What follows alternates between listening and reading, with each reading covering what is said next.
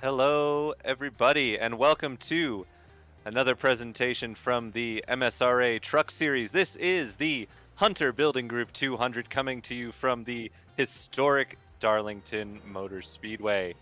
I am Tyler Newitt.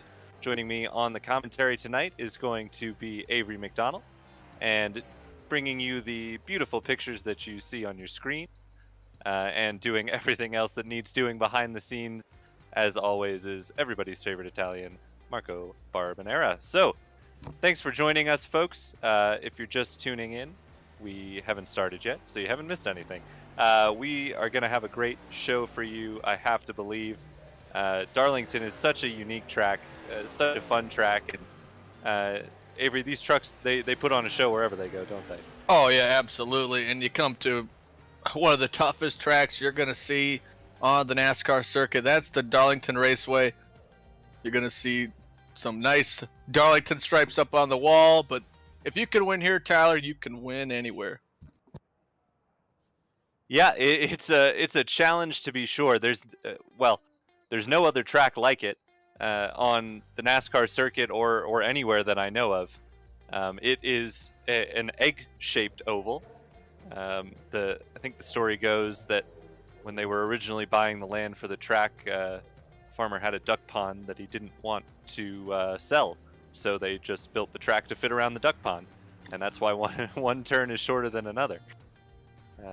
It's also different banking levels at either end. So basically, these drivers have to drive functionally two different tracks, as opposed to an oval like, say, Martinsville or Homestead, for instance, where the track is symmetrical. The corners drive roughly the same.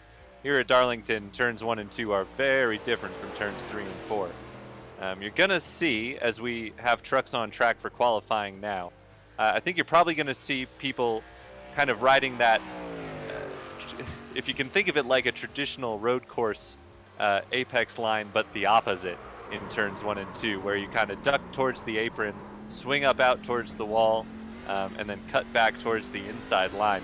It's probably the place where you're going to want to make your passes turn 1 and 2. Turn 3 and 4 are a little bit more banked. So we see a couple cars going for a spin there in qualifying. That's Alan Dobbs.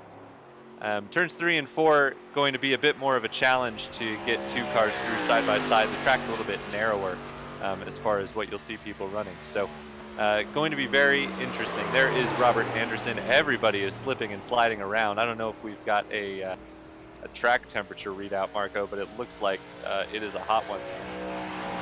And it is not. I'm showing 71 degrees Fahrenheit. So guess the trucks are just pretty slippery around here. I mean, Martinsville is far from a new surface, so definitely not impossible to see these guys sliding around. Oh yeah, definitely, Tyler. I mean, you're gonna be using the whole track here at Darlington. You got to be up against that wall on the throttle, and it's one of my favorite tracks, Tyler, just because it's just really tough. I mean, Dobbs puts the quickest time so far, and he's always been quick, but only 6 drivers so far put in a qualifying time for 2 laps is what they get. So Yeah, and a number of drivers have been on track but haven't been able to set a qualifying time yet. With 2-lap qualifying, if you make contact with the wall at Darlington, if you make contact with the wall or you go for a spin or something like that, your lap is invalidated. So would not be surprised to see a number of the drivers here today not set lap times due to making mistakes on their qualifying laps. So we do have a little bit of time on the clock for qualifying for everybody to set their 2 laps, and then we'll move on to the 147 lap race. It's going to be an interesting one for sure. Definitely with some of the changes that iRacing has been making to the track modeling, and how these cars or trucks, as it were, can handle the long run around Darlington, which is not a forgiving track on old tires. It's going to be a very interesting one. As you mentioned, Alan Dobbs currently at the top of the timing tower in qualifying. That is Zendla Collins in second and Rick Webb in third, but still only 7 cars have set a lap time. So much remaining to be seen here. Oh, sorry. Just seeing that we have had to rehost the session. There's been an issue with the timing. So we are presumably going to have to jump to a different session here. So bear with us.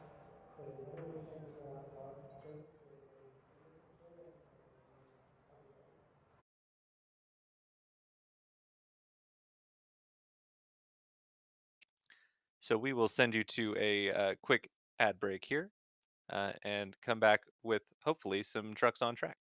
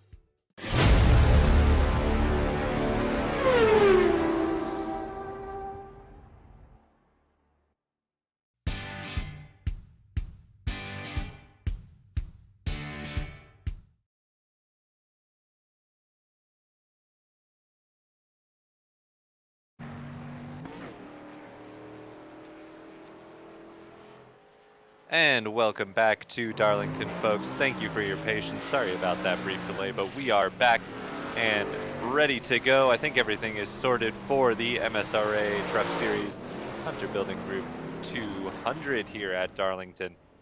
Already gave the full intro, so it's a bit want to go through it all again, but you've already heard it. So let me tell you about some of our sponsors tonight. First off, the title sponsor, the Hunter Building Group, is a family owned and operated company. We provide full service renovation and contracting and aim to serve Southeastern Pennsylvania, although we are willing to travel for work. Our focus on detail and our commitment to satisfy our customers is designed to provide quality personal services. No matter the size of the job, our goal is to have the job done right the first time. That's our promise, no matter what your project is or the scope of the work. Additional sponsor for the series is the Veterans of Foreign Wars. The Veterans of Foreign Wars is a nonprofit veteran service organization comprised of eligible veterans and military service members from the active, guard, and reserve forces. Across America, the initials VFW are a familiar sight and symbolize a commitment to the nation both at home and abroad. Core values of the VFW include promoting patriotism, honoring military service, and ensuring the care of veterans and their families. To learn more about the VFW, visit vfw.org. Well, Avery, we are back for the second attempt at qualifying. Hopefully, we see a few more drivers setting lap times and not getting their laps invalidated. I think there was part of the reason we didn't see some drivers setting laps was because of the confusion over the issues with the previous server. But looks like we've got about 8 cars on track at the moment for their 2 laps. Everybody else just getting loaded in at this point. Chris Noble's the first driver to set a lap time in this session, and he goes to the top with a 30.01.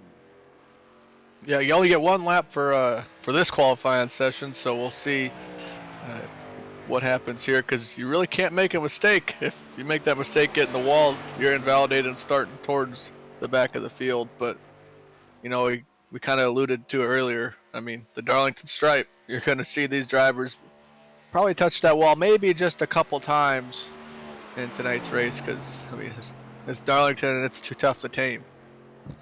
Yeah, it's just a matter of how narrow the racing surface is. It you think of tracks of this size that NASCAR goes to, and you picture tracks like Atlanta or Auto Club or Michigan, which have maybe 6 or 7 lanes from top to bottom. Darlington, there's 2, maybe 3 if you're lucky and you force it on the apron. So it's just the narrowness of the track that makes it such a challenge for these drivers. They're really going to have to find a way to, keep the car off the wall for 147 laps. And when that inevitably fails, they're going to have to find a way to limit the damage. Um, then that's going to be, I think, the main challenge for these drivers. It's almost a matter of racing the track more than it is racing the other drivers around you. Sure, it's important to position yourself well and make passes to obviously finish high up in the race, but it's almost going to be a true NASCAR classic endurance race, something that they've gotten away from a little bit with the stage racing, but it'll be a matter of survival almost, of making sure that your truck gets to the end, because uh, if you run down the right side so much that you can't drive it anymore after 50 laps, it's not going to do you much good at the end of the race, no matter how fast you are doing it. Yeah, no fast repair MSRA truck series, so you gotta keep the truck clean, minimize the Darlington stripe, and just keep a good clean race. I mean, it's 147 laps, Tyler. It's not like it's a sprint race. So with the sun setting, the track's gonna get a little bit faster. 69-degree Fahrenheit is the air temperature, and I tell you what, Tyler, I've been paying attention to this MSRA truck series for a while now, and they got some real talented folks. Yeah, absolutely, and I'm sure we'll highlight some of those drivers during the race today. As you mentioned, 69 degrees, air temp 71, track temp. It's a pleasant South Carolina evening, I think. We're going to get a nice sunset here, and these drivers are going to have, well, probably about as comfortable a track as you're ever going to get at Darlington. It can be tough in even ideal conditions, as we were discussing before the interruption. So i- these drivers, even though at a lot of tracks in iRacing, a temperature like that will have you saying, "Oh, not much to worry about." Not the case here. With just a few seconds left in qualifying, the clock ticking down, we've only had what am I seeing? 7 drivers, I think, who set lap time. So similar to race number one, there were more drivers than that who have been on the track, but only 7 setting lap times. The quickest at the moment is John Virga. We'll get the starting grid for you here in just a moment, as the session has just ticked over and drivers are making their way to their cars on pit lane, and there it is. So, leading the field to green tonight will be John Virga in the number 68 truck, ahead of Alan Dobbs in the 22. Chris Noble will line up in third in the 53 truck. Matt Knight in the 11 truck lines up fourth. Ernie Ludwig will start 26. Will start fifth. Excuse me, in the 26 truck. Robert Anderson starts sixth in the 70 truck. Hilton Young will start in 7th in the number 13. Chuck Waldrop will start in 8th in the number 7 truck. Kevin Roy will line up 9th in the 89. Zendla Collins, who was quick in that first qualifying session but didn't set a lap here, will line up in 10th in the number 29 truck. John Binder lines up 11th in the 33 truck, ahead of Rick Webb, who lines up in 12th. John Gifford in the 82 will line up in 13th, ahead of Greg Newsom in the 23. Corey Hassler will start in 15th in the 25. Richard Clement in the number 4 truck will line up in 16th. And then rounding out the field, the final row of drivers will be Bill Dolph in the number 06 and Hex Valentine in the 56. Well, take a look at that. John Virga was given an EOL penalty, so that's going to give the pole. I mean, if it goes by how iRacing works, to Chris Noble, but we'll see if Dobbs will be the control car or not. So, but unfortunately for him, he's got to go from the back of the field to the front. And here at Darlington, that could get kind of interesting. Yeah, Avery, I don't have the details in front of me, but I seem to remember something very similar happening in the MSR truck race that we broadcast at Daytona earlier on in the year. I believe there was several drivers who qualified at the front of that race who were sent to the back of the line. So unfortunate for John Virga, but he knows he has pace. It'll just be a matter of, over the course of 147 laps, working his way to the front of the field. And as we were saying, he's got time to do it. What he needs to focus on, I think, Avery, is just keeping the car in one, or the truck in one piece. There's some things you can't control. There's going to be cars who make mistakes in front of you and whatnot. But for the most part, you just have to run your race and hope that with the timing of the cautions that you can be there at the end. Yeah, there's no reason to rush to try to get to the front. Like you said, 147 laps, and the pace truck's going to make his way in. It does look like Chris Noble is controlling the field here, although now Alan Dobbs pulls ahead just a little bit. Green flag is out. It was a slow jump from everybody at the front.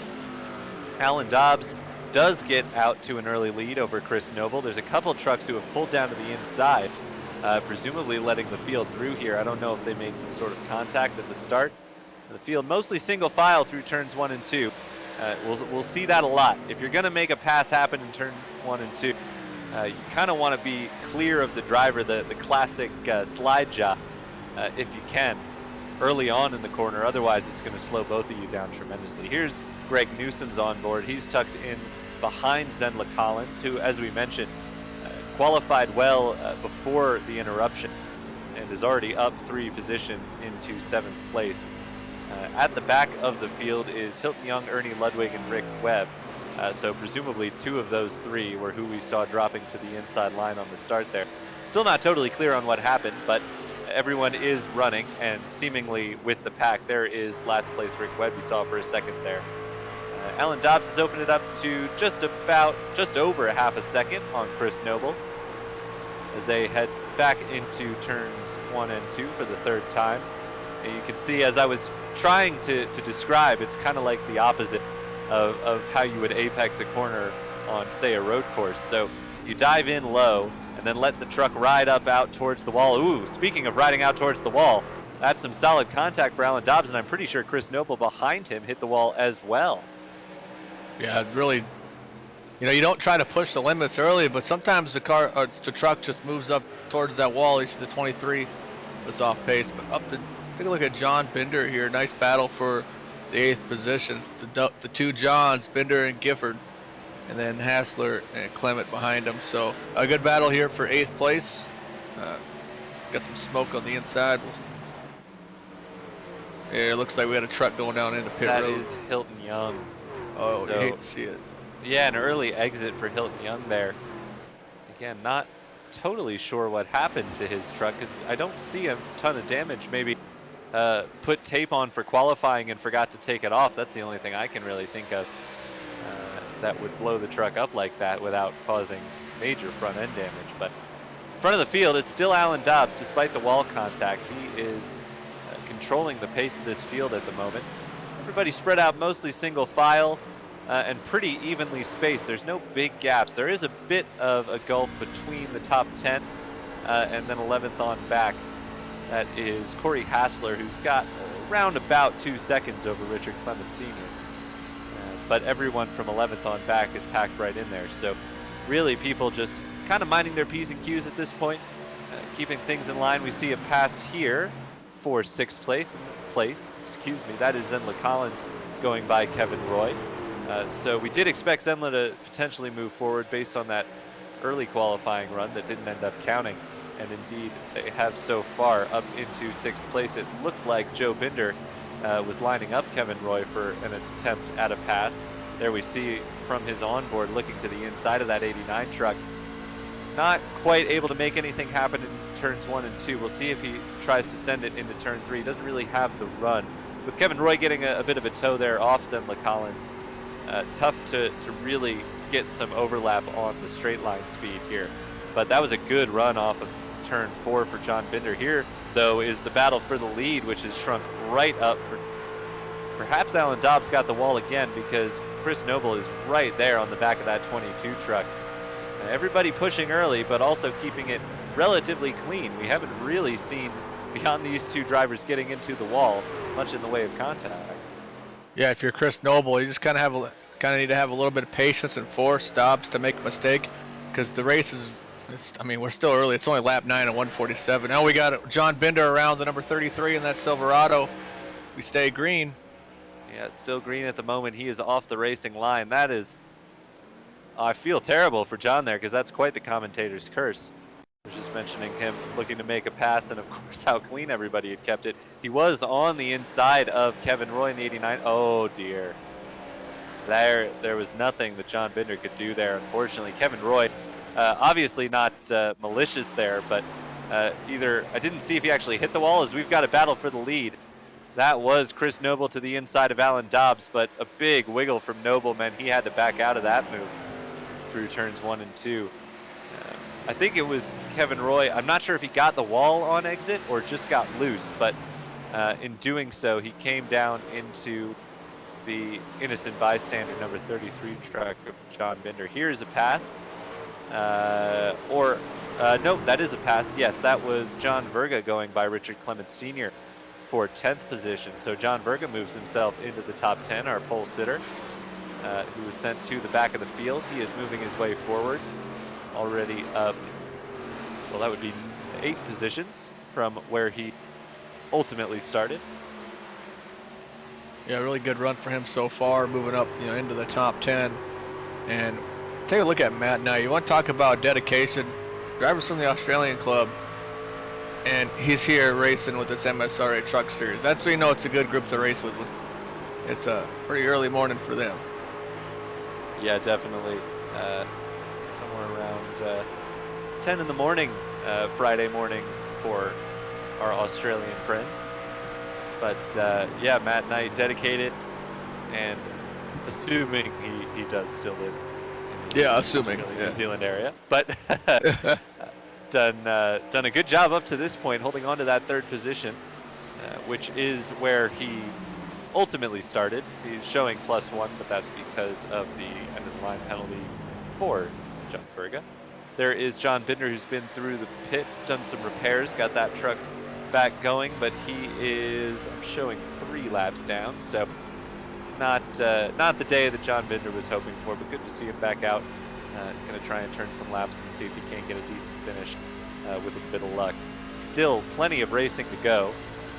Just closing in on lap 15 of 147. Whoa, that was a big knock into the wall there for Matt Knight. Just sailed it in a little too deep and got the wall on entry. It's such a fine line you have to walk here at Darlington. That's why we keep talking about the Darlington stripe. Everyone's going to have one by the end of the day for sure, but Matt Knight picking up a big one pretty early on here. That's not what you want to do. Oh no, it's not what you want to do, but that just this track and this race you need 100% laser focus whenever you're going around here, because that moment you lose focus, you're up into the wall and you're going to lose at 1, 2, or even up to 3 spots, or even junk the car. So you got to stay laser focused there. A nice little battle here, led by the that number 70 of Robert Anderson. Anderson, wall drop, Knight, Collins, in a little bit of a sandwich. The CarQuest Chevrolet is leading this little pack, and this is what you get at Darlington. A nice line of cars going around and just kind of waiting for that opportunity to make the pass, because we've seen it earlier today. Collins made a nice move to pull a nice slider to gain a position, so that's the best way you're going to make it. And right now Chuck Waldrop is going to try to make a move on Anderson. We'll see if he's pulled a slider. Yeah, that is Anderson in the truck that looks like it's the 47 truck. It'll be 70 on our timing screen. Some drivers just run trucks with custom numbers, but iRacing recognizing him as the 70. You'll see him as the 47, but that was a nice move from Chuck Waldrop. And Chuck is one of our, I think that was Matt Knight into the wall again in the 11 truck, getting passed by Zenla Collin. Zenla and Chuck are 2 of the biggest movers. Certainly among the front runners. Chuck up 5 positions from where he started in that 7 truck. Zenla Collins up 5 as well. Several drivers a little further back have made some progress. Corey Hasler, John Gifford, all up more than 5 positions and inside the top 10. There is Greg Newsom battling with Bill Dolph in the 06 truck. These 2 going at it for 13th position, both up a place or 3. Yeah, Matt Knight is really struggling right now, Avery. He knows what he has to do. It's the catch-22 with Darlington, where you can psych yourself out running up towards that wall and getting into it a couple times. You try and leave some space off it, but the further away from the wall you get, the slower you're going to go. So you just have to stay committed and trust that it's not going to happen again. And unfortunately for Matt Knight, it's already happened a couple of times. Yeah, when I think of Darlington, Tyler, I kind of think of it kind of like golf.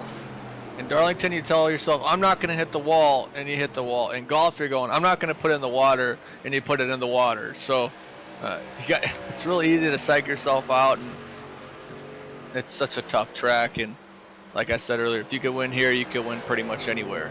And that's what Alan Dobbs is doing. He's putting on a really good lead, a 3-second gap between him and Noble. And then, just about a 10-second, almost a 10-second gap between Waldrop too. So Dobbs has really put on a good, clean run, putting down really good laps. But we're looking at Rick Webb and that number 3 truck. He's got a little bit of a gap between Richard Clement Sr. and Kevin Waugh. So, man, I tell you what, it's a nice little battle. It's always good to have trucks in your mirror in front of you. That way you don't, for lack of a better term, you don't get bored. Absolutely, yeah. It's really stretched out a bit at the front, which is kind of surprising. We saw Chris Noble able to catch and challenge Alan Dobbs for that lead, but ultimately wasn't able to make the pass happen, and since then has dropped back, as you mentioned, to about a 3-second gap. This battle between Kevin in the 89 truck, Richard in the 4, seems like it's going to go on for a little bit. Kevin currently pulling ahead just a bit, and he'll see if he can chase down Rick Webb in the 3. Here's Matt Knight's current challenger, Corey Hassler, who you see from the view of the rear view of Matt's truck. Ooh, Corey got a little up towards the wall there. I was gonna say, you could see he was able to run higher than Matt, and that's not a truck setup thing. That's just a confidence thing at this point. We know Matt can run the top, but unfortunately he's gotten a little too high a couple of times. So just staying a little further off the wall than he would probably like to at this point. Hassler did a good job though to keep it out of the wall, running kind of that lane up from where Matt Knight was running. Yeah, he's driving like, just like the famous song by Molly Hatch, he's flirting with disaster. So, and disaster is that wall. So you're just, minding your P's and Q's. 24 laps down at 147, Tyler, and oh, that was a little that bit was of a big slide there. Big slider there. He saved it, but he is going to lose the position to Rick Webb and Kevin Roy as well. Yeah, that was a costly slide for Corey Hassler, though he will live to fight another day, which is really what matters, as you mentioned. Just past lap 25 here of 147, so still another 5/6 of this race to go for these drivers. Plenty of time to make that ground back up for Corey Hassler, who had the big slide there. Still 16 cars on the lead lap. John Binder and Hilton Young, the two drivers who have run into trouble early on here. Binder has pulled it back down the pit lane after coming in for repairs and going back out. So those two both sitting in the pit lane for extensive damage repairs. Ernie Ludwig currently the last car on the lead lap, but still a little bit to go before he is lapped by the leader. Actually, there you can see him in front of Alan Dobbs. So just coming around to start working his way through lap traffic is Alan. Be interesting to see how that lead shapes up as Alan works through lap traffic. He's currently got now I'm showing about 6 seconds over Chris Noble, so that lead is really ballooned. I don't know if Noble's been into the wall a little bit more or just backing it off and saving some stuff for later in the run, but that gap has grown significantly, and we'll see if it stays that way as Alan Dobbs begins to work his way through lap traffic. Yeah, last lap for Dobbs was just about a 1/10 of a second quicker than Noble, but Chuck Waldrop in third ran at pretty much identical times as Dobbs. So, Allen's got a little bit more pace than Noble, but he's coming into lap traffic, and that if you catch a lap car at the wrong time here at Darlington, you're going to lose some ground. As you see, Dobbs going to get around. Yeah, get around absolutely. Dolph. And you can see there, Noble closed in almost half a second last time around. But we've seen Chuck Waldrop able to move his way forward through lead lap traffic. Will be interesting to see if that translates to lap traffic as well, and if he is able to do anything with this gap that Alan Dobbs has out front. He's really closed on Chris Noble. Actually, I don't know, Marco, if we could throw up the second and third place gaps. But I'd imagine, yeah, Chuck Waldrop really reeling in Chris Noble. That, I have to believe, is going to be a change of position before too long here. Yeah, Waldrop putting on some really good laps, running clean, and catching Noble, and coming into lap traffic for those drivers too. So the gap is starting to shrink, but plenty of time to go in this race. Expect pit stops to come relatively soon. Yeah, working now lap 30. Definitely plenty of goings on in the early stages here. Comers and goers as well, which is what you like to see in a NASCAR type race. Nope, sorry, I was going to say it was Chuck Waldrop, our biggest mover, but actually it's John Gifford in 6th place, who is up 7 positions from his starting spot. That's a fantastic effort from John. We've seen some of his moving forward. He is a little bit off the back of this battle, which is Zenla Collins working on, that was a pretty significant contact there, and Anderson's up and in the wall. Welcome to Martinsville. Oh, not Martinsville. Welcome to Darlington. We both Yeah, said that was- Martinsville one time, and now we're back to Darlington. Yeah, Anderson's really struggling here. Unfortunately for Zenla Collins, got some right front damage just purely by having nowhere to go. I mean, they were setting up to make, I think, the move to the inside on Anderson as they came down the straightaway, but Anderson got into the wall on the exit of the corner, slowed him up, and they came together. Yeah, super easy to get tight coming out of the corner and get up into the wall, and wrong place or wrong time for for both trucks, but definitely for John Gifford or Collins, excuse me.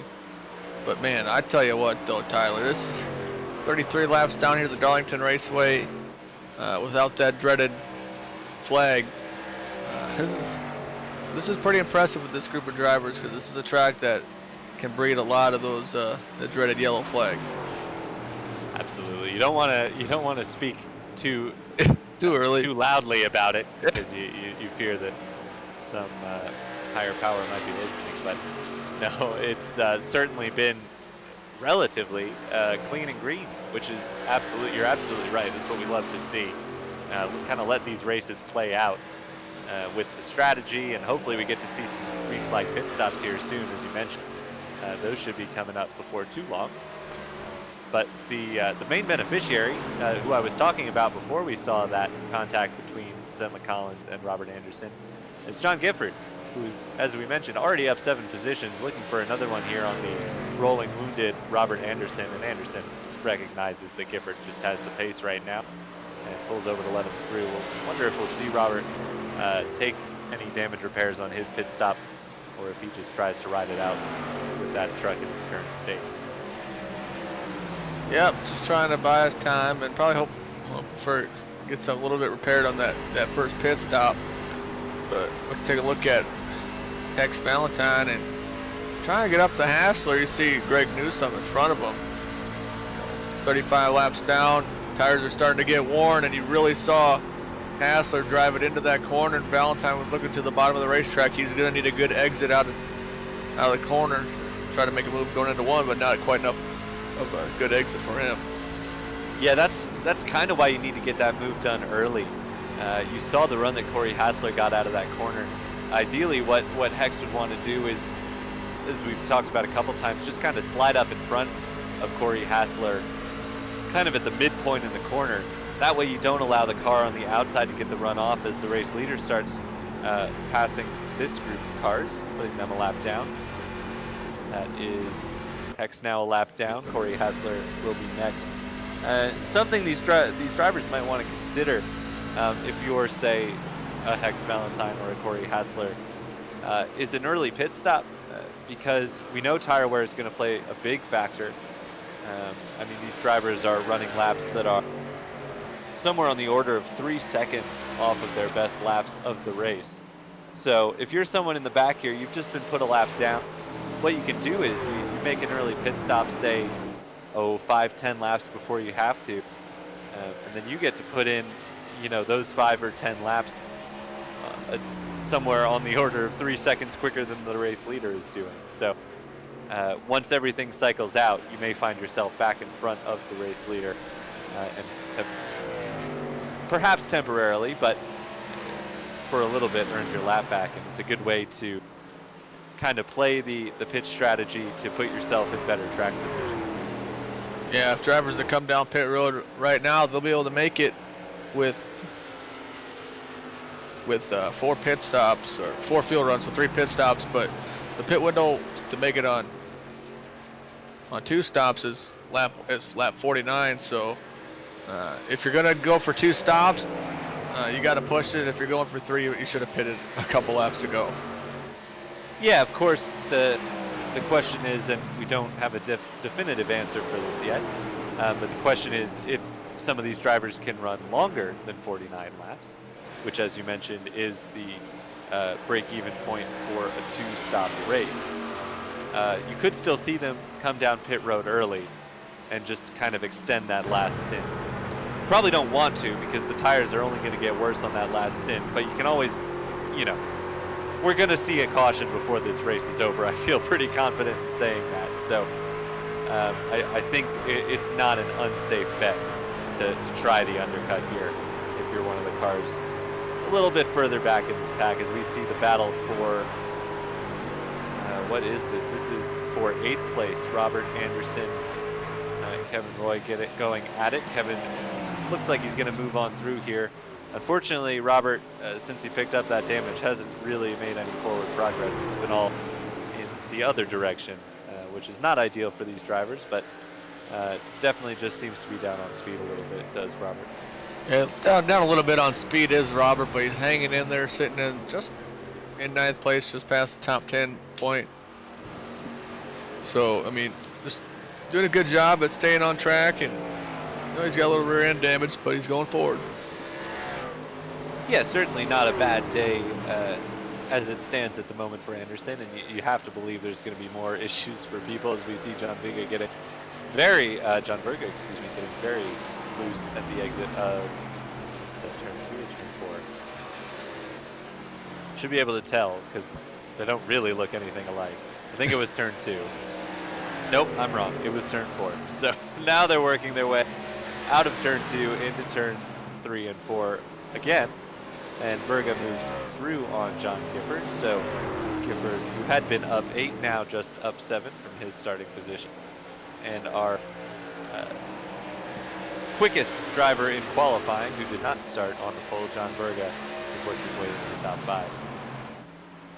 Yeah, and what even makes this track even more confusing is the secondary pit lane on the backstretch that doesn't get used. That's exactly what I picked up on, and why I thought it was turn 4, but it was not.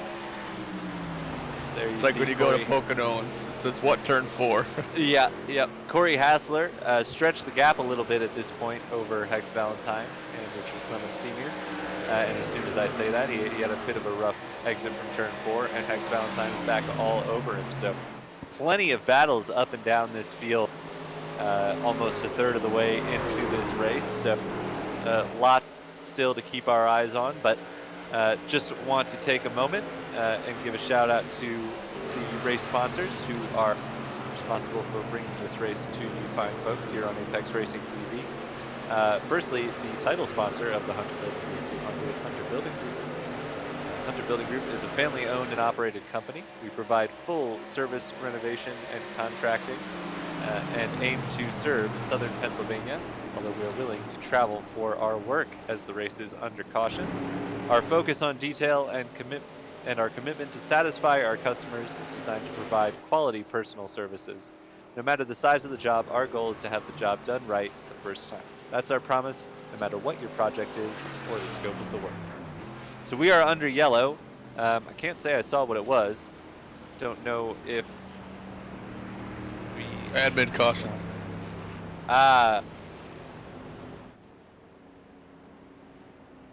Well, here comes Al Dobbs, going to bring that super fast number 22 race truck down into pit lane. And now there's a little part of this pit lane where it's technically not pit road, right coming up, right where about that yellow line is, but don't even try to speed because you'll take a couple seconds and you're done. So Dobbs, Noble, Waldrop, Collins, Verga, Gifford, and well, the rest of the lead lap crew is going to be coming down pit road. Yeah, we are right on that pit window for a 2-stop race that we mentioned, so we'll see everybody pit here for sure. Allen was pretty well clear of the field, as we saw, with a number of lap cars between himself and Chris Noble. So would be very surprised to see Alan Dobbs not leave pit lane in first.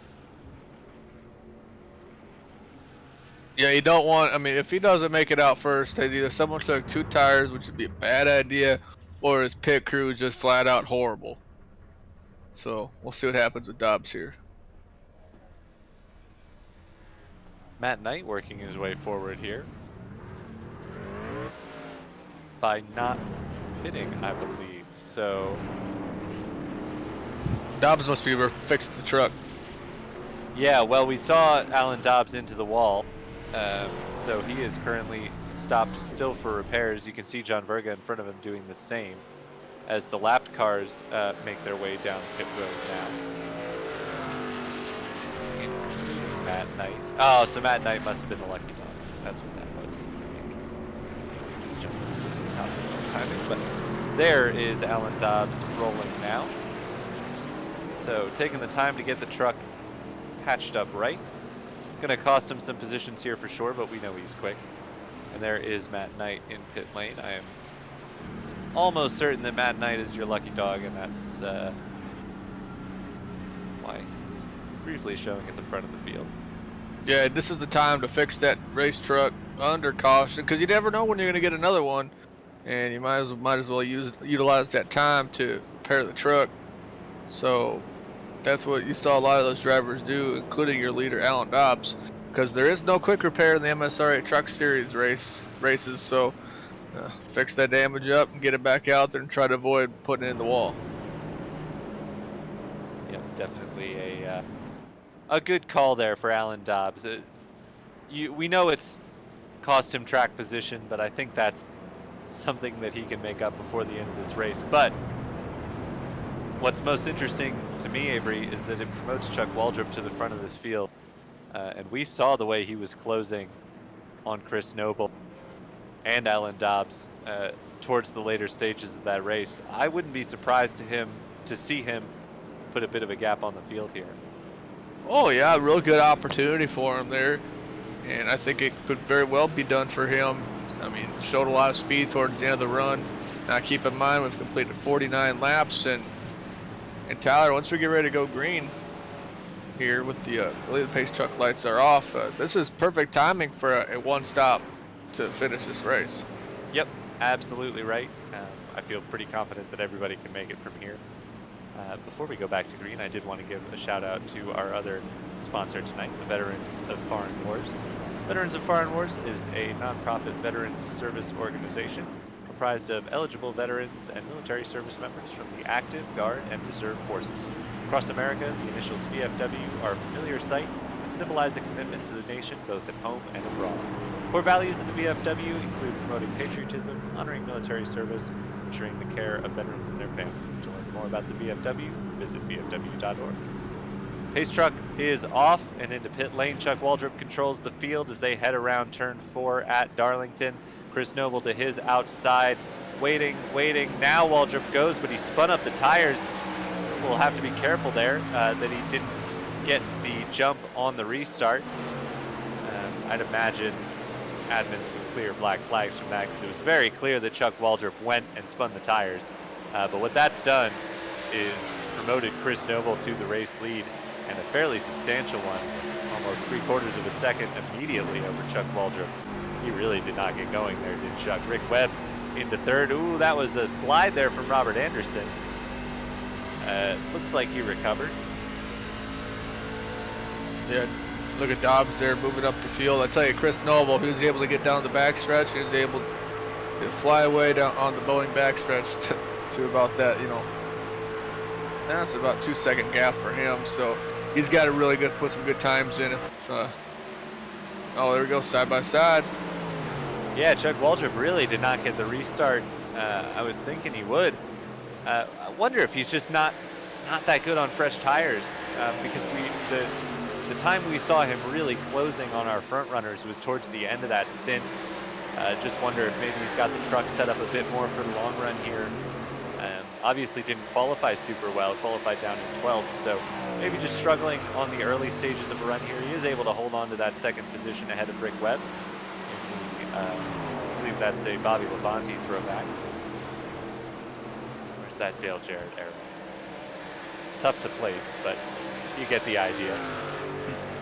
But Chuck Waldrop now gapping Rick Webb and has brought the gap to the race leader down to around about half a second. So I think Chuck has got his tires under him, and I think he's going to be a factor for the race lead in the next few laps.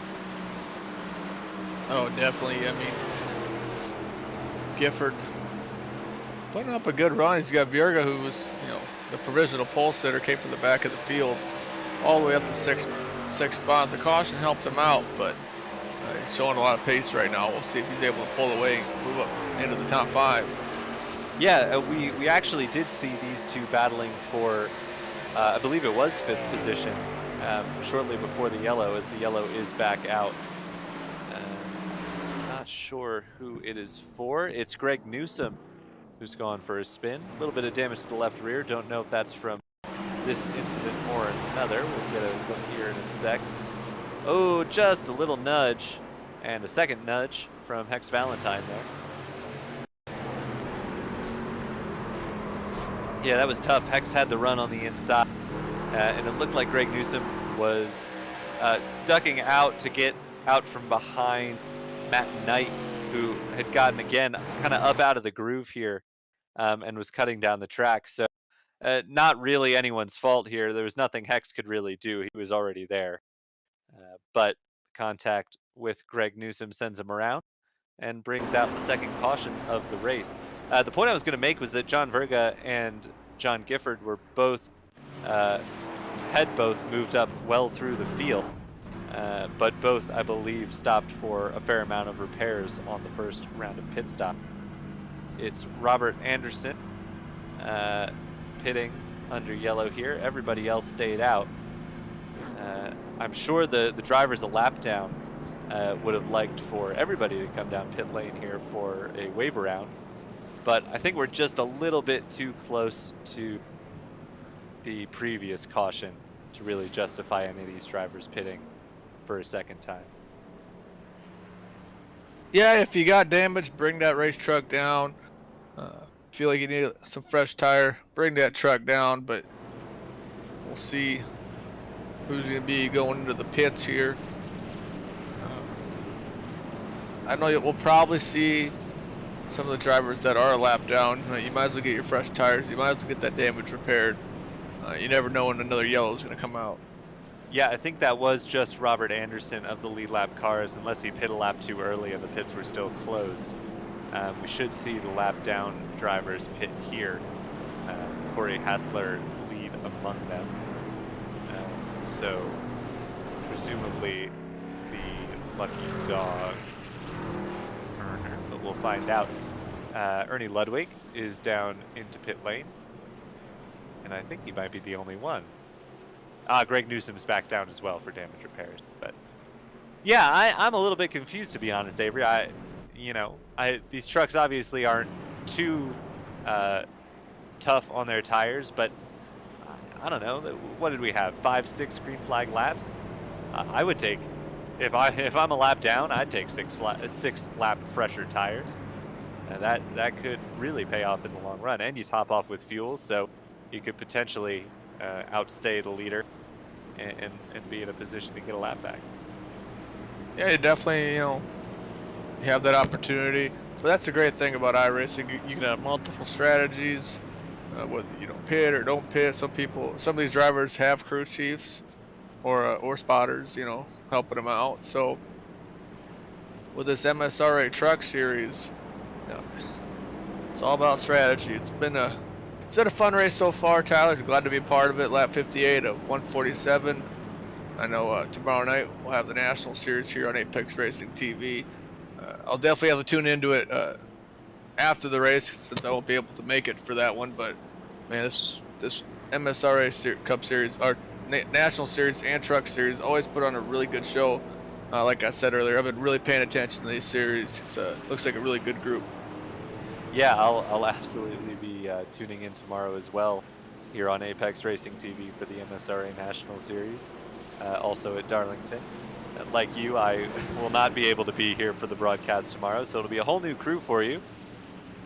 But I'm sure they will do an excellent job bringing you the fantastic racing that we've seen from the MSRA series here. And, everybody at Apex Racing TV is top-notch. Oh yeah, absolutely. And I think we'll see, honestly, with the Xfinity cars around here, I think they're going to put on a heck of a show. With those things like to hang it out in the corners. You couple that with the low grip Darlington surface, I think it'll be fun to watch, if anything, watching them try and wrangle these cars around here. As the pace truck peels off, we're going to go back to green here on lap 60 of 147. It is Chris Noble controlling the field. Does he get a better jump than Chuck Waldrop did last time? Yes, he does. What a jump for Chris Noble. Chuck Waldrop's going to be under threat from Rick Webb as they head into turn 1. Rick got a... Oh, no! Oh, that's dear, the big oh, one. dear. You see the 29, the 7, the 3. Oh, and the 47/70. Robert Anderson. Oh, yeah. you hate to see it. That's a shame. And you know, there's those drivers, short of slamming on the brakes, and once you slam on the brakes and lock them up, you're totally out of control anyway. There was nothing they could have done to avoid coming back up in front of the field. It's just a shame to see so many drivers collected. We'll get a replay here from Chuck Waldrop. It certainly seemed like he just kept coming down on the 3 of Rick Webb. But tough to say from that perspective. Certainly a spotter would have been telling him there was a car inside, and not sure Rick Webb could have gone much lower and still made the corner.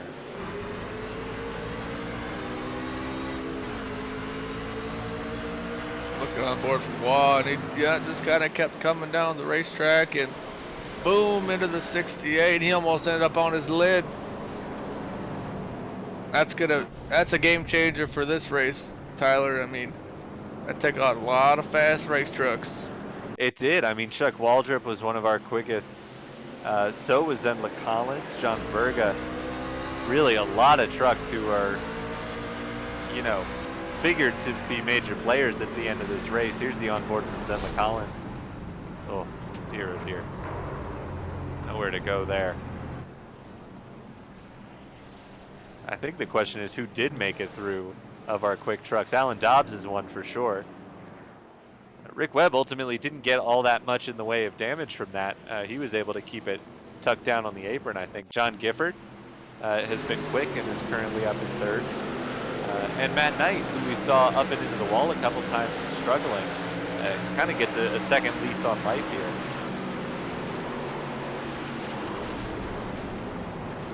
Yeah, I don't know how to slice that one, to be totally honest with you, Avery. It from a couple angles, it seemed like Chuck just kind of kept coming down on the 3, but really, they were both kind of holding their line to an extent. There just wasn't space for 2 trucks there. Yeah, welcome to Darlington.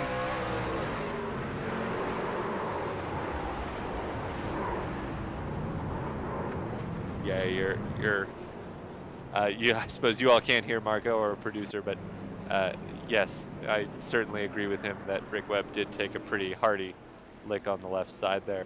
He stayed out. He didn't come down the pits this time, I don't believe, so will be interesting to see how that truck holds up. It honestly doesn't look too bad, which is the surprising thing. So despite the hit, still doing all right. So the trucks that stayed out, that stayed on track under this yellow: Alan Dobbs, Rick Webb, John Gifford, Matt Knight, Richard Clements Sr.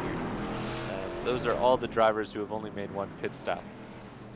So expect to see them towards the front of this field. Chris Noble took the opportunity to come down pit lane, which is an interesting call. He was definitely, I believe, clear of that wreck in the race lead. So seems to be a strategy play there for Chris Noble rather than pitting for damage repairs. I don't believe there are any other trucks on the lead lap. I believe Hex Valentine is the first car 1 lap down in 8th place. Bill Dolph is still in pit lane with the pace truck working his way down the front stretch. So he's come out of the pits on the lead lap. So we'll have 7 trucks on the lead lap. Not sure how much damage Bill Dolph has at this point. But we've still got more than half of this race to go, so plenty of racing still to happen, and still plenty of very competitive trucks on the lead lap. Oh yeah, definitely some competitive drivers on this lead lap, and even if they're a lap down or so. We got about 5 of them to go. Pace truck looking nice and fine, going down this beautiful, beautiful Boeing backstretch. And Alan Dobbs back up front. Take a look at Rick Webb and John Gifford up 10 spots But you think that's good? How about Richard Clements, a senior? Oh, he's up 10 too. Bill Dolph's up 10. Hex Valentine's up 10. I guess 10's the magic number. Yeah, keep your eye, folks, on the truck in the outside of the third row. That's the 53 of Chris Noble, who was leader on the last restart. He's got some fresh tires and a truck full of fuel. It's going to be very interesting to see what he can do with this field, though he did not get a good restart with the 11 truck of Matt Knight really checking up. Rick Webb didn't get a very good jump either. Alan Dobbs, on the other hand, got a great jump and is out to a massive lead over John Gifford, who comes through in second place. There you see Rick Webb. He seems to be struggling to maintain pace. I'm not sure everything was right with that truck, which we saw involved in the last incident. Yeah, looking at Matt Knight there up into the third place. He's got Noble right behind him. And we'll see if Noble's going to be able to make a pass. He's going to go for the overtake. He's closed in very well. He's going to have to pull that slider, slide right up in front of Matt Knight, and write that in your notebook. That's how you make a pass at the Darlington Raceway. Perfectly executed by Chris Noble. Clearly, he's got some pace on Matt Knight at this point. I mean, we've seen and documented Matt Knight's troubles up into the wall a couple of times. He's been for repairs since then, but even if your confidence is recovered, which isn't necessarily, the truck is never going to drive quite the same. Chris Noble up into third on his charge to the front. Here's Robert Anderson. We've got quite a few trucks one lap down. Ernie Ludwig, Corey Hassler, Robert Anderson, Hex Valentine, Greg Newsom, all running just one lap down. And you can see them all battling right here for positions 8 through 12. This in particular is the view from Corey Hassler back at Robert Anderson in position 9. So both of these drivers with solid top 10s going at the moment.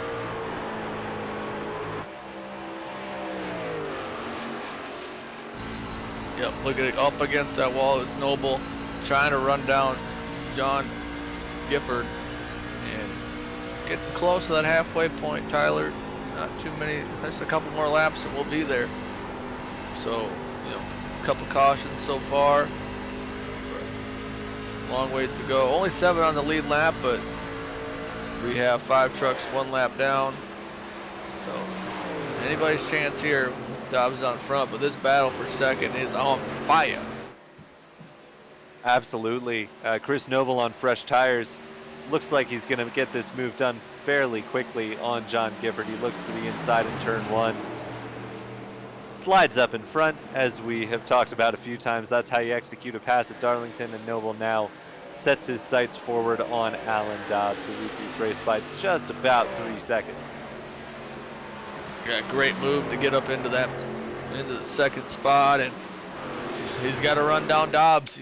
You want to get it done as close as you can to the pit cycle. He's got about 30-ish laps to go till that pit window is going to open up for him. Math hasn't always been my strong point, but I'm going to say that's pretty much close to where they're going to be pitting. So he's just got to get to look ahead, get a foot on the throttle, and let it rip. It'll be very interesting, actually, Avery, I think, to see how it plays out with the number of caution laps that we've had. Certainly, these drivers will be able to extend this stint a bit longer if they want to. But is that the right move? I don't know, Do you save tires for, oh, we've got another caution out, so that'll play into things as well. Who is this one for? Yeah, call up Chad Knaus, because he's going to be the man giving you the perfect call pre-2018, 2019. We've got a replay here. It was Hex Valentine who we're focused on right now. No, Corey Hassler.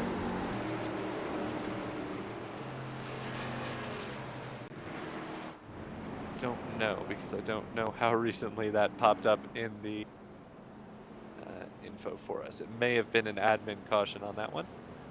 But our race leader is in the pit lane. That is Alan Dobbs, followed in by John Gifford. Chris Noble stays out. Matt Knight stays out. So Matt Knight will be on the oldest stuff um, after this yellow. Richard Clements Sr., Bill Dolph also stay out.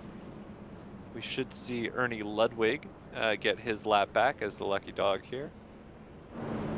Yeah, Knight last pitted on lap 48, so yeah, he's got some laps on them tires. We'll see Field maybe come down and pit again, lose his track position, but I definitely think if you're that far back on the pit stops, you might as well come in, get some fresh tires, fill it up with fuel, and try to split the good old pit stops up to the end of the race, because we'll have to see if it works out for him. Only time will tell.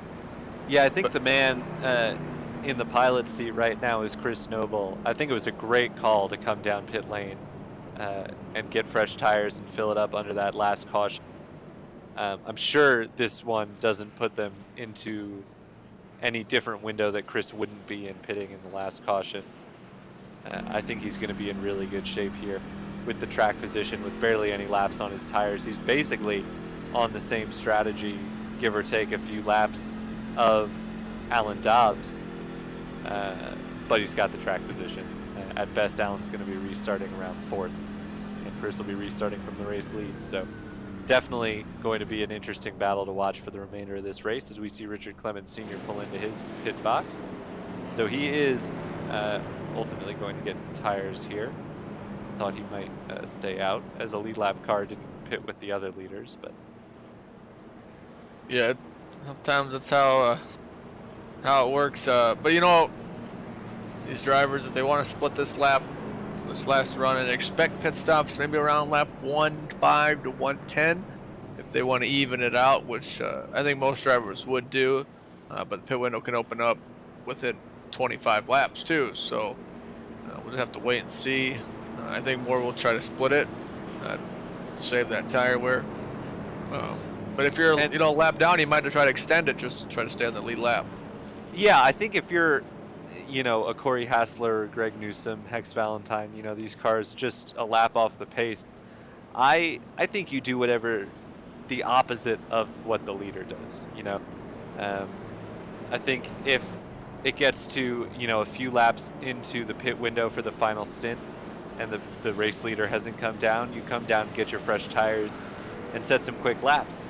And on the other hand, if the race leader pits early into the window to try and get that undercut going, then you stay out and extend it as long as you can. So I think you're very much following the leader in that instance, except you're doing the exact opposite of what they do. I think the lights are out on the pace truck here, so we should be getting ready to go green here in short order. Field working their way down the back stretch, formed up 2 by 2. It will be Chris Noble leading the field to green.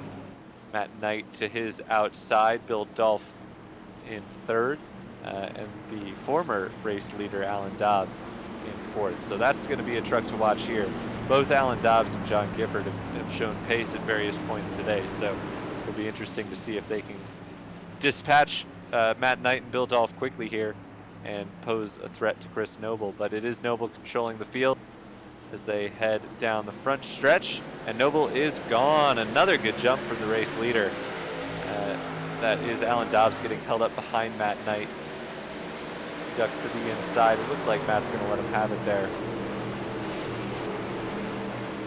Yeah, good start for Noble, and he's had some pretty good restarts lately. It's Noble, Dolph, Dobbs, Knight, and Gifford, the top 5.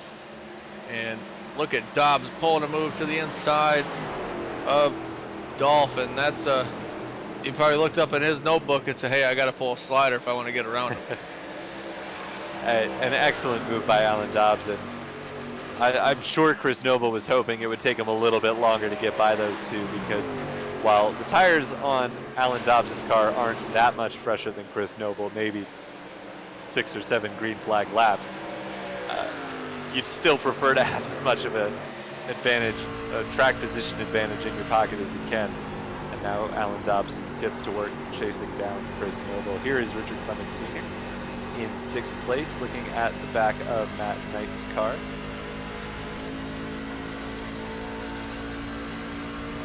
So yeah. 7 cars, as we've got another yellow. John Binder, who's already been a part of at least one caution today. Up in smoke. Ooh, turn there by the 23 truck. Is that Greg Newsom? Oh, looks like he popped the motor. Yeah, blew his engine right before. Oh, man. Going down the front stretch. So nowhere for Greg Newsom to go. That's unfortunate for the 23 truck.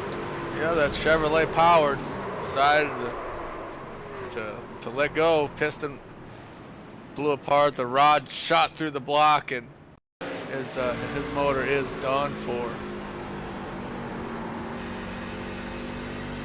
Yeah, that is.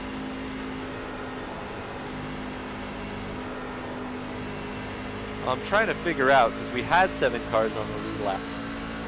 And then we had a yellow, so we should have 8. But, Rick Webb spent some time in the pits for repairs. He had been running on the lead lap, but that truck was obviously not up to speed. As we see a replay of the incident once again. Great so job. We should have 8 trucks. The one thing I wonder is, I think Greg Newsom was potentially in position to get the lucky dog before that happened. But I believe in this instance it's going to go to Corey Hassler, who's currently showing in 8th place. Matt Knight down the pit lane, and there is Corey Hassler getting the free pass. Great job by all those competitors behind that wreck to avoid that. It's a with a tight racetrack. Yeah, it's really tight up top, but you do have quite a bit of room on the bottom of the racetrack, and did a really good job at avoiding that caution. That's our 5th caution of the day here at the Darlington Raceway. It's been pretty tough to tame so far, Tyler. They do call it the track that's too tough to tame, and these truck drivers have been going at it for 80 laps now. We had a really nice green flag run to start this race, but as the saying goes, cautions breed cautions, and we have now had 5 in short order here. Very interesting. I'm curious to see how this plays into the strategy for the remainder of the race. This was definitely not what Chris Noble wanted to see. Doesn't want to give Alan Dobbs another opportunity to have a go at him on those slightly fresher tires. Yeah, he'll need to get a good restart. You spin the tires, Dobbs goes around you. So this restart's very, very important for Chris Noble in that 53 Chevrolet. Take a look, Bill Dolph, 3rd place, up 14 spots, and putting on a really good run. You see him right there in that 06. And man, really good run for Bill. Just put on a good solid effort to move up the field at Darlington. Yeah, there were some wrecks, but you still got to keep your truck clean, and he's done that so far. Well, exactly. Yeah, it's just a matter of survival, and we talked about it at the beginning of the show as well. This was going to be a race where you had to race the track as much as you were racing the other trucks around you, and that is exactly what Bill Dolph has done up to this point. He's done well to get up to 3rd. I think we're going to see John Gifford go by here pretty shortly after the restart. He does seem to have a little bit of pace on Bill, but as you mentioned, yeah, great effort by Bill, racing the track, keeping his truck clean, staying out of trouble. It served him well up to this point. We'll see if it continues on for the remainder of the race, as I think we're going to get the one to go here with the trucks forming up 2 by 2. Yes, it does appear the lights are off on the pace truck.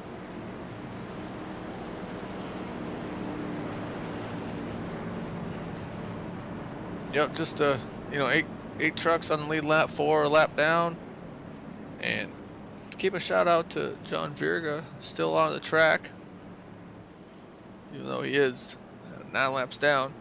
Always good to see drivers stick it out, even if they got a pretty junked race truck. So down that Boeing, back straight one more time before we go green. That official iRacing pace truck getting ready to duck on down to pit lane in just a couple turns. So restart going to be taken on lap 82. We'll go to 83 at the line. So we're past the halfway point, Tyler. So maybe we'll see some of the patience run a little thin. Well, it certainly seems with the number of cautions we've had that patience might be running a little thin. although not too many of those have been from truck-on-truck contact here. We are on board with Chris Noble. You can see him get the jump there, and it's a good restart. Now, will Bill Dolph cause any trouble here to Alan Dobbs? No, he settles in. As Dobbs sends it to the inside, he wants this lead right away.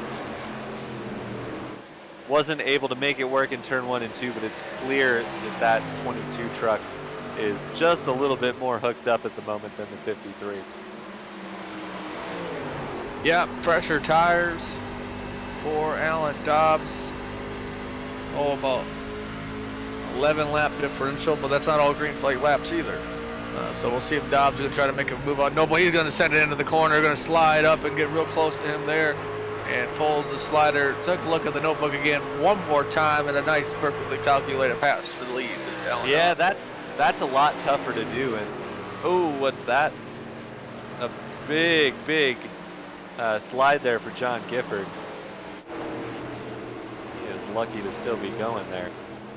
As Matt Knight is back up into third. Matt came down pit lane under that last caution, grabbed some fresh tires. So we've really seen the benefit of fresh tires for these trucks. I'm not sure if there's a tire limit. I don't believe there is. But, you know, it's kind of what I was talking about earlier on, Avery, where after the first caution, when a lot of trucks, or the second caution rather, when a lot of trucks stayed out, I feel like I'd be wanting to come down pit road and put on some fresh tires pretty much every time there's a yellow flag. Oh yeah, that's probably what I would do more, because I'm very slow and I'm usually already a lap down. So, you know, just great thing about iRacing, got a couple different options you can do. Either pit, don't pit. Just find an opportunity you're going to be able to get a little bit of an edge on your competitor. You see, that's kind of what Dobbs did on Noble. Pitted that, not this last caution, but the caution before, and was able to maintain the lead because of that call. So we'll see if how this race plays out for him and Chris Noble for sure. Yeah, and interesting too, Matt Knight spent quite a bit of time on pit lane under that yellow, so definitely getting some damage repaired as well, and it's clearly served him well up into third place. Not quite with the top two. He's about 4.5 seconds off our race leader, but still clearly paying off that trip down to pit lane. Here we see a battle amongst the lap cars. That is Robert Anderson and Greg Newsom battling over 9th position. Both of these trucks have been in an incident or two tonight, but still going, just a lap off of the race lead.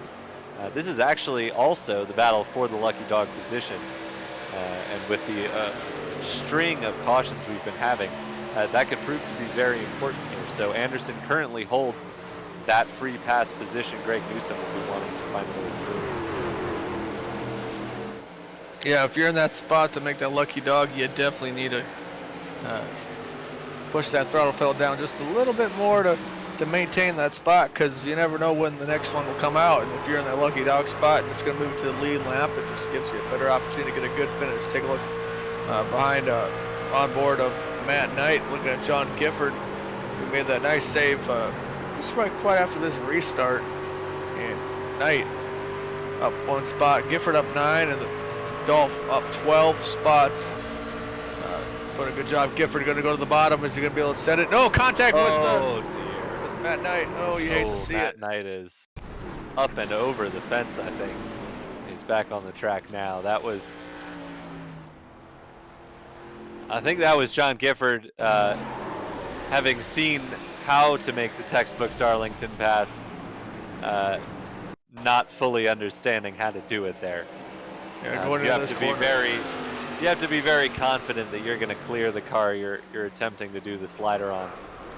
In fairness to John, Matt didn't give him a ton of room, but still, you've got to be confident you can make that work. Yeah, he almost pole vaulted over the bar there. That was a huge fly for Matt Knight. Artie Ludwig, wow, what a move by him to get to the bottom of the racetrack just in time to keep the truck as clean as it was before the wreck. Oh, on board, Ernie Ludwig. Look at him flying in the air. Ooh. Oh my goodness, holy help me, Hannah. Reminiscent of Bubba Wallace is on board from Talladega. Woo. From a week or two ago. But Close the eyes and let go of that steering wheel. Hope you make it through. yeah. Yeah, definitely. Well, contact made, hits the wall. Pole vault's almost over the catch fence, but able to land on the apron on his roof and slides to the 4 tires, and he sticks the landing. Yeah, you know, it's tough, Avery, because as we have pit stops happening for our race leaders, I don't want to blame Matt Knight for that wreck, because certainly the onus is on John Gifford to make that pass stick. But he being Matt Knight, he turned into that corner like there wasn't a truck to his inside. I mean, he ran his normal line through there, totally independent of John Gifford attempting to make the pass. And regardless of whether that makes it his fault or not, I wouldn't say it does.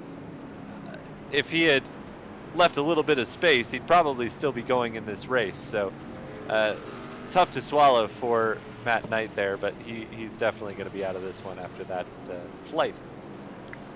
Yeah, flight getting ready to go down the Boeing backstretch. Didn't quite make it there, but let's take a look at pit road. You got some lap trucks coming down and getting that damage repaired. 4 tires, fill it up with fuel.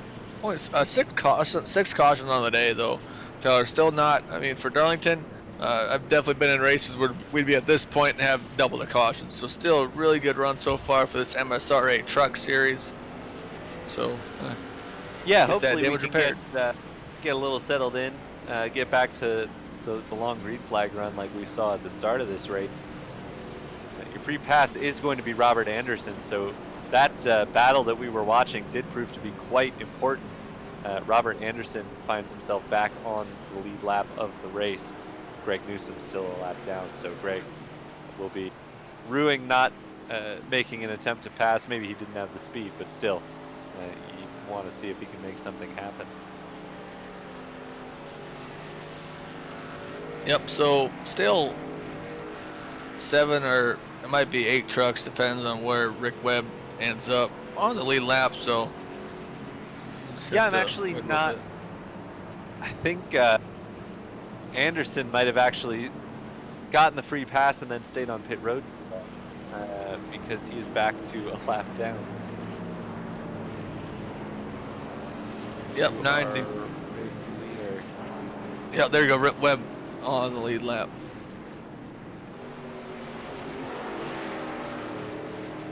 Interesting. Well, we are getting ready to go back green here. Alan Dobbs, first truck off pit road, will be your race leader. Chris Noble spent quite a bit of time on pit lane there, pitting out of 2nd place. He now finds himself in 6th. So clearly some damage repair going on there for Noble. It was, 51-second stop. Nope, sorry. It was an 18-second stop. Yeah, definitely. You know, with only 8 cars on the lead lap, if you got damage and you're up in that, say, top 4, just get it repaired. I mean, you should be able to make up those spots coming out with some fresh tires and a little bit cleaner truck. But that Ford, we got a couple Fords and a couple Chevys, but that pace truck is in, and Dobbs is going to lead the field to the restart after the 6th caution. Yeah, and Corey Hasler, who was a lap down not all that long ago, suddenly finds himself in 2nd place. Dobbs is gone. Massive jump over Hasler, Gifford, Dolph, and the rest of the chasing pack, which is thinning rapidly. Dolph looking to make an attempt at 3rd place on Gifford, but Gifford is comfortably ahead of the 06 truck. Further back, it is Noble making the move on Ludwig for a top 5 position. And imagine with Noble's pace, he'll be able to make that stick, although it's really tough to do in turns 3 and 4. Just given the extra banking and the tighter corner, it makes it a real challenge. So Noble will have to wait a little bit longer to get back into the top 5, but we know he has pace. Yeah, definitely some pace for him, and still a ways to go. We're almost 50 laps to go here at Darlington Raceway. So just about to pass the 2/3 point of this race. So plenty of time to make some moves and take Ernie Ludwig. It's going to have Chris Noble make the move. A pass that we quite haven't seen yet here on Apex Racing TV. The pass coming out of the corner. Another textbook pass for Chris Noble. Yeah, the old over-under. You could tell that Ludwig was struggling in the kind of the middle of the corner. Just not able to make that car rotate as well as Chris Noble. So Noble just set up the crossover move, got him on the exit of the corner. Well executed. And now he's up into 4th place with a quick move on Bill Dolph, who's dropping back just a little bit, and sets his sights on Gifford. Yep, nice move for Noble making his way through the field. Did a good job there. Realized, hey, I might have a little damage. Let's get that fixed, and then we can make it move because he's really working his way up into the 4th spot so far, and he's right there with Gifford and Hassler in striking distance.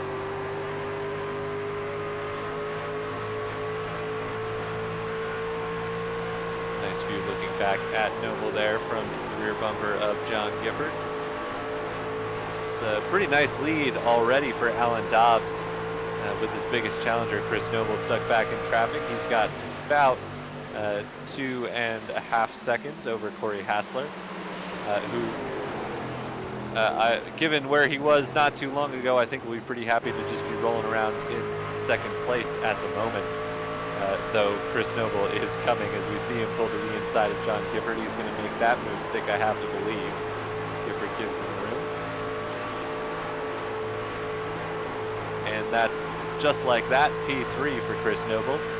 And look at him growing bigger so quickly in the rear view of Corey Hassler.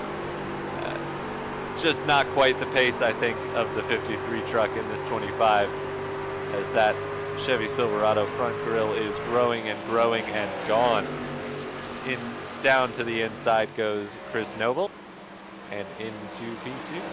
Speaking of pace. Oh, he got very close to the wall there, but I think he kept it off it, and now he sets his sights on Alan Dobbs. Yeah, speaking of pace, lap 98, 99, Chris Noble way faster than Dobbs. The only reason why on lap 100, Noble was a little slower, making the overtake for 3rd and then making the one for 2nd. So he's got a lot of pace, got fresh tires, last pit stop. Got good foot forward, 4 fresh tires.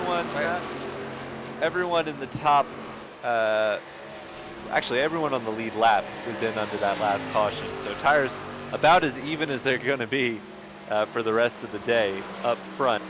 And with that in mind, and we did see this a little bit earlier on, Chris Noble definitely strong at the start of the run.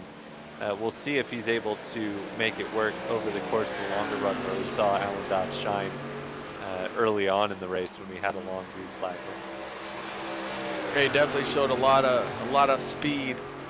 He's 4 seconds back from Dobbs, and we're taking a look at this battle right now with that number 25 of Corey Hassler staying in the toe of Noble. Now, I mean, not that the toe is going to really make that big of a difference here at Darlington, but it just, when you know like a guy like Chris Noble who's fast, you're sticking with him, you know you're doing something right, and that's definitely how, with the damaged truck that Hassler's got, you see the rear end's a little bit crushed in on the right rear and the left rear, and they're all trying to chase down this guy, Alan Dobbs.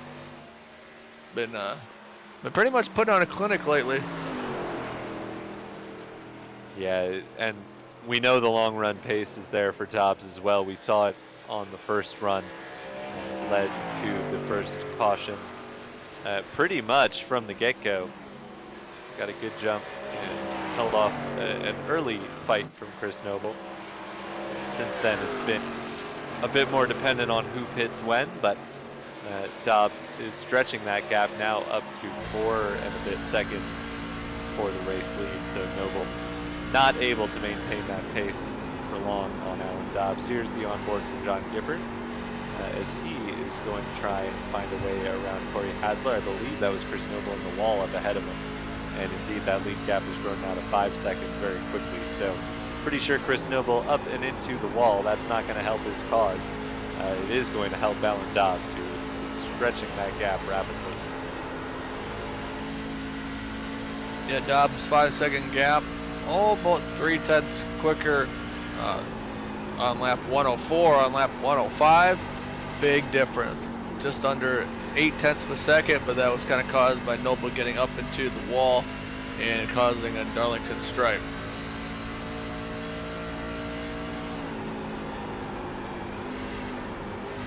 It's interesting. Ooh, big wiggle there from Hassler. I'm just looking at the best laps of the race for all the drivers. And of the drivers still running, or still on the lead lap, I should say, only Alan Dobbs and Chris Noble have set a lap in the 29s. Corey Hassler and John Gifford actually have both set best laps of 30.01s. Everyone else on back is in kind of the 30s or so. Rick Webb actually set a 29.72, but he is not really with the lead group, and we know his car is a bit damaged. But a lot of the quick lap setters, guys like John Verga, Chuck Waldrop, John Binder, Zenla Collins, Kevin Roy, all out of this race early. So I think based on the trucks that are left and in one piece, this is going to come down to Noble and Dobbs. Yeah, they really showed a lot more pace than some of the other race trucks on here, but they're, a lot of trucks still battling. You see Hassler battling with Gifford, Dolph battles with Ludwig and Clement, and then the 3 lap down trucks of Anderson, Valentine, and Newsom are battling for that ninth position. So still lots of battles here at the Darlington Raceway for this MSRA Truck Series, Tyler. So it's always good to have someone to battle with. Yeah, for sure. I don't want to discredit any of these guys at all. It seems like pretty much everyone is still out there as something to fight for. That's Hassler hard into the wall, and he manages to keep it on the apron. That's good sportsmanship there. He was out of control and could have very easily slid up into John Gifford, but did a good job there. You see the kind of the aftermath, just keeping it tucked on the apron. Let's Gifford through, but that could have been a lot worse for both of them. But yeah, no, I mean, everybody's still got something to play for here, for sure. Bill Dolph, Ernie Ludwig going at it, as you mentioned. Richard Clement Sr. not at all that far behind, as Hassler's really struggling here. That was another big slide, and it probably has just overheated the tires at this point, but they're really hard to get back under you once you've done it.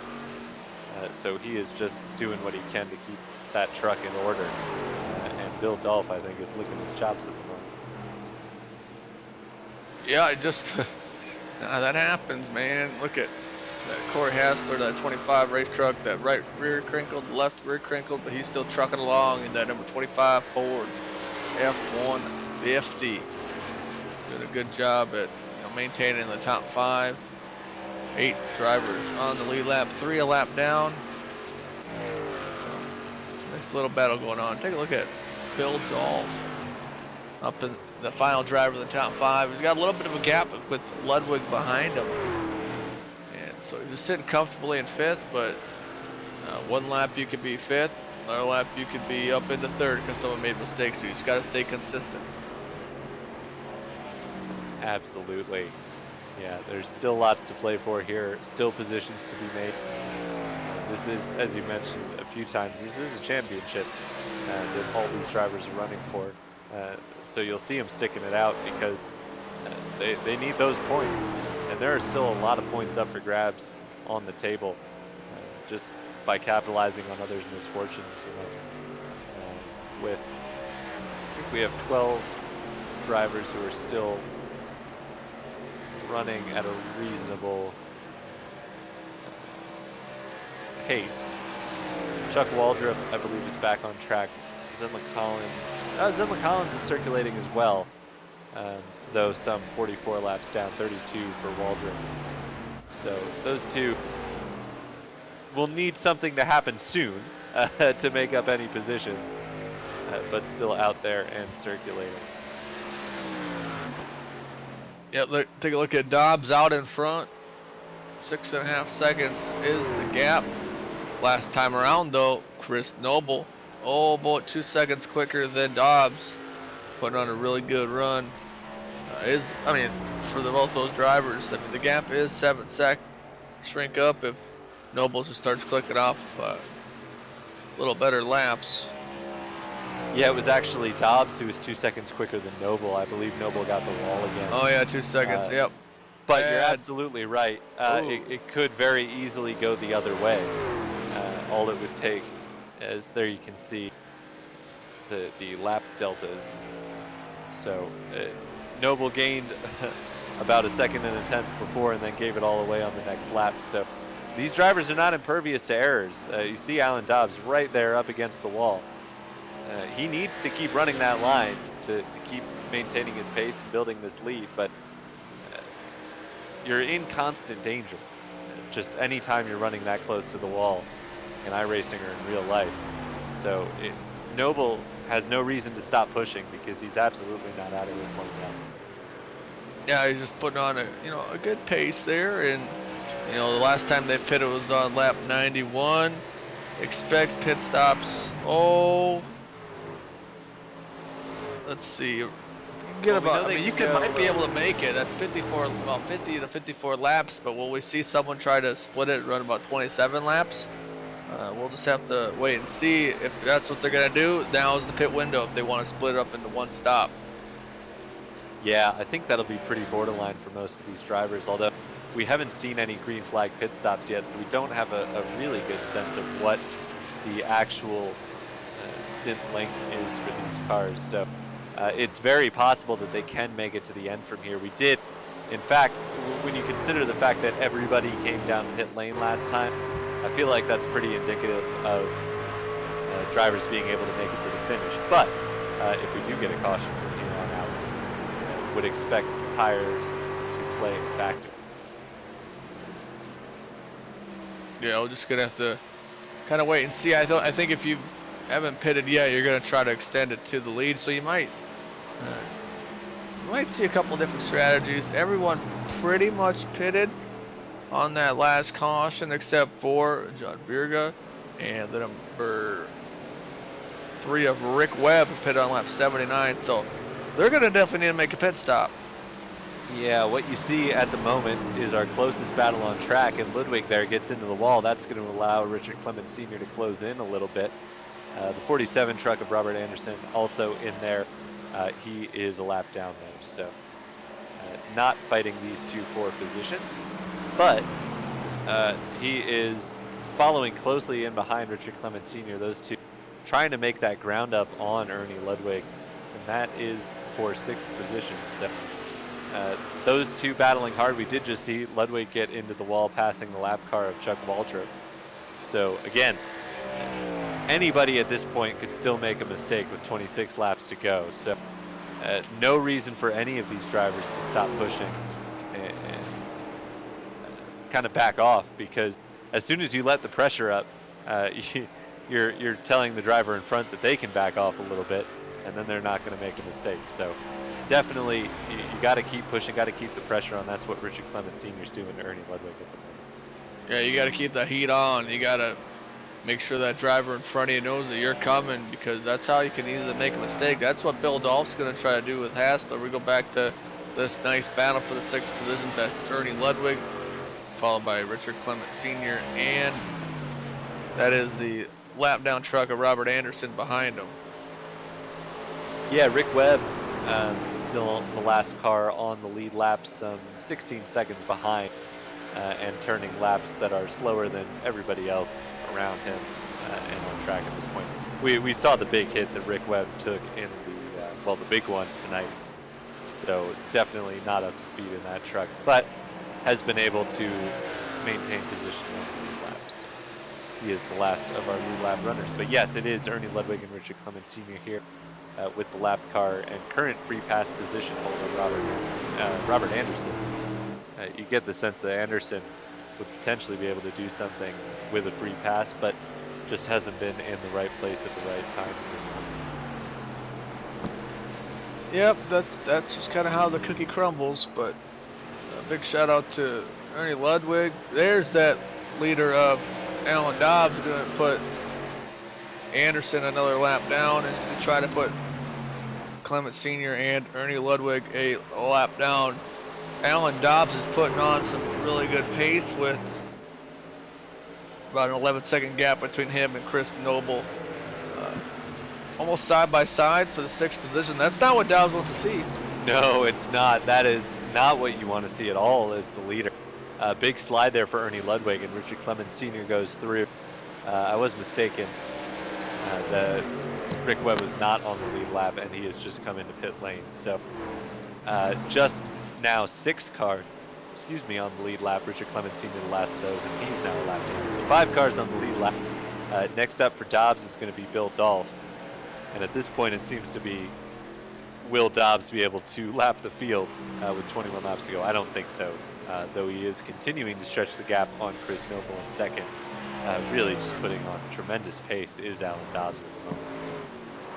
Yep, Dobbs out in front. But we're taking a look at this nice battle with Clement, and we're on board with Ernie Ludwig. Ludwig running a little bit lower, gonna try to diamond the corner a little bit up to the wall.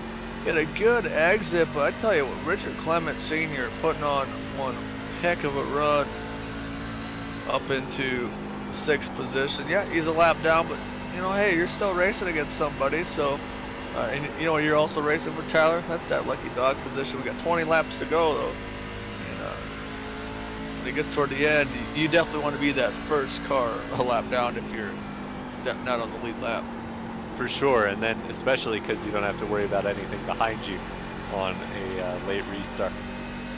So don't have to worry about losing out.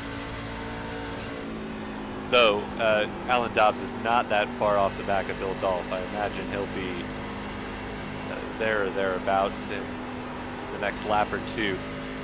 And at that point, this battle will not be for the free pass position, but of course still for points on offer, as we've had more trouble for Chuck Baldrip. Did he run out of fuel? Is that car coasting? I'm pretty sure it is. So either he's blown his engine a ways back and was just kind of coasting through here, or he's run it out of fuel. Is that a guy? Yeah, I'm not able to see when he was last in pit lane, unfortunately, but it's definitely possible. Yeah, you know, unfortunate for him, but fortunate for Alan Dobbs. We stay green with 18 laps to go and almost a 14-second gap over Chris Noble. So really, last lap time, almost a second quicker than Noble. I mean, it's about 8/10, but still putting on a really good run, and that's with the, you know, a little older tires. So I mean, they both have the same amount of laps on the tires, but when it gets to the end of the run, and you're maintaining that good pace, Tyler, that shows you're really good at A, saving your stuff, and B, just being able to figure out that long run. Yeah, it's exactly what we saw in the first green flag run as well with these two drivers. Noble able to mount a challenge early on in the stint, but Dobbs pulled away at the end, and he's doing so once again. With 16 laps to go, I don't think he's going to lap Noble, but I'm pretty sure he's going to get both Hassler and Gifford, which would just be a remarkable performance from Alan Dobbs here, lapping up through 3rd place.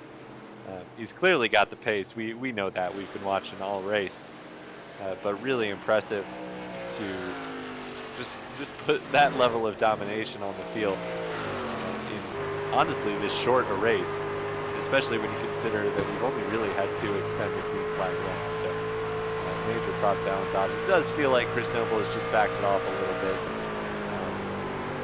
You know, at this point, he's not going to run down Dobbs. So if a mistake happens, you know, he'll still be there to capitalize on it. But yeah, at the pace he's running, he's pretty much in self-preservation at this point. Yep, 4 drivers on the lead lap, and like you said, the opportunity for Dobbs to at least lap, you know, 4th and 3rd, with Gifford in 3rd and Hassler in 4th. With the pace he's running, it could happen. Yeah, it certainly could, and there you can see the gap growing steadily between Dobbs and Noble. That is consistency for both drivers, to be honest. Yeah. You know, even for Noble, he clearly doesn't have the pace that Dobbs has on the long runs, but he is able to keep it consistent, which is mighty impressive. Whoa, dear, oh dear. That is Alan Dobbs putting Corey Hasler a lap down and giving him plenty of room. I mean, that's Darlington for you. I mean, one moment Yeah. you're good, the second like, uh-oh. Yeah, it could have gone very wrong, and that's exactly what Noble was hoping for there, but wasn't to be in that instant. That's what he was hoping for, Tyler, but he probably didn't see it. No. He's probably pretty much on the exact opposite side of the track right now at this point is Chris Noble, some 18 seconds behind. There he is. And there you can see on the track map the two cars pretty much opposing each other. More than half a lap back now at this point for Noble. That's the 23 car of Newsom getting up into the wall, but letting through the race leader. Yep, catching into lap traffic again. This Alan Dobbs, and you know, with the 19-second lead, Tyler, you really just got to take your time to get around the car or around the truck, because I mean, what do you have really nothing to gain but everything to lose. Yeah, absolutely right. I mean, I'm sure Alan Dobbs is pacing himself a bit, which then you ask, how quick could he be going? But no, for sure he is driving it probably round about 98% right now. Enough to keep stretching that gap, but not enough to put himself in serious risk. Yep, Ted to go here.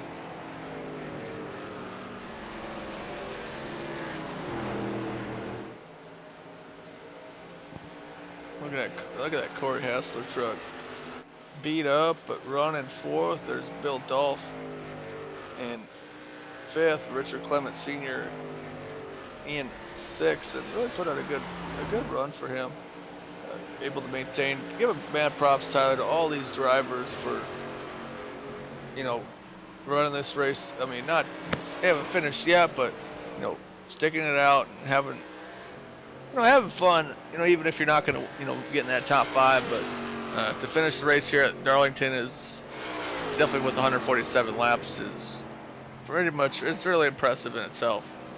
Yeah, for sure. And you look at the guys like John Gifford, Corey Hasler, Bill Dolph, Richard Clemens Sr., who are all up double-digit positions from where they started.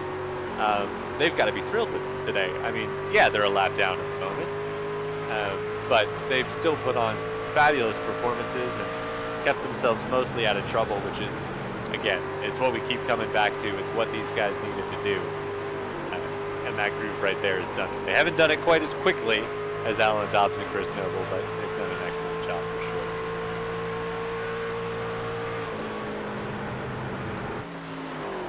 sure. Yep, I mean, props to Gifford. I mean, we thought he was going to become a lap down, but, with about 3 seconds between him and Dobbs, he's able to, maintain so far in the lead lap. And that 23 truck of Rick Webb running Greg Newsom very hard. And yeah, that's Rick Webb in the 3, Greg Newsom in the 23. This is for position 3 laps down. These two drivers are battling over a top 10, which, like we were saying, it's all still to play for here, though it looks like Rick Webb has secured that for the moment with 6 laps to go.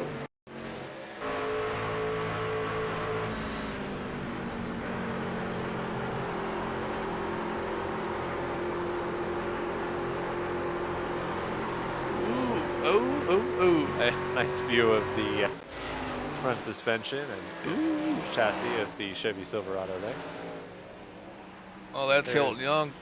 Yeah, Hilton's been in and out of the pit lane a few times today, I think. Yeah, that Amazon Prime Chevrolet truck coming back out, and look at Richard Clement there, putting on a whale of an effort. That's Richard Clement Sr. in the VFW Ford. Good to see the VFW on the race truck. Oh, there, look at that replay. Here he comes. Oh, into the wall was the 06. And that's a top 5 right there that Bill Dolph has just surrendered to Richard Clement Sr. So still positions changing hand late in this race. I think our leader is right up on the back of John Gifford at the moment to put him a lap down, but lots of drivers still, positions changing hands, lots going on here. That pass makes me happy because, whoa, dear. There's a truck in the wall. That's Gifford. So Dobbs and Gifford potentially coming together there as Dobbs puts Gifford a lap down. But I was going to say that pass makes me happy because that means 4th, 5th, and 6th are all up 11 spots from their starting position, which is just nice symmetry for them. But I'm sure that's not what Richard Clemens Sr. had in mind. Yeah, here he comes. Here he comes. Getting around Ludwig there. Yeah, Ludwig going a 2nd lap down.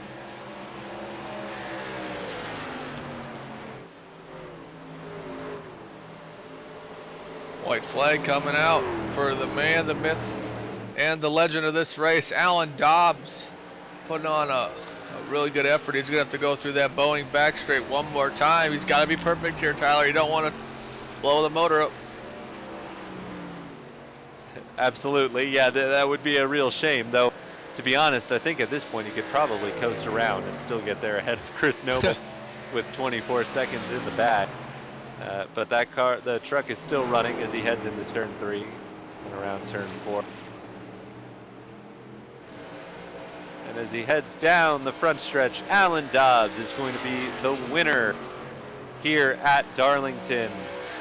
Congratulations to Alan. There is Gifford securing 3rd place. And Richard Clemens Sr. and Bill Dolph.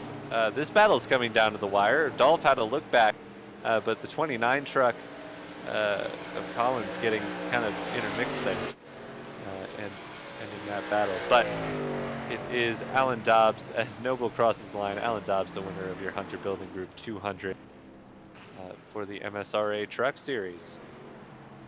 Yeah, big shout out to Alan Dobbs, but big shout out to all the competitors who stayed out here and, you know, finished this race, whether you're the 2 drivers on the lead lap or everybody else that was a lap down. Way to stick it out when times got tough, and congrats to Alan Dobbs for getting that big W. Absolutely. There is your finishing order. Alan Dobbs, your race winner. Chris Noble in 2nd. The only other car on the lead lap, John Gifford, comes home in 3rd ahead of Corey Hassler. Richard Clemens Sr. rounds out your top 5. Bill Dolph brings it home in 6th, earning Ludwig 7th. Robert Anderson in 8th, Hex Valentine 9th. Rick Webb comes home in 10th to secure the final top 10 position. Greg Newsom comes home in 11th. John Verga in 12th. Zenla Collins 13th. Chuck Waldrop in 14th. Matt Knight in 15th. Hilton Young 16th. John Binder in 17th. Kevin Roy in 18th. That is, I believe, your field. And that is the conclusion to the Hunter Building Group 200 for the MSRA Truck Series presented by Veterans of Foreign Wars. Thanks so much for joining us, folks, and please tune in tomorrow. You get to see the sequel to today's race, the MSRA National Series. Will be back at Darlington. You don't want to miss it. Unfortunately, you won't get to hear myself and Avery, or fortunately, you won't get to hear me. But I can assure you it'll still be a great show. But thanks so much for tuning in, everybody.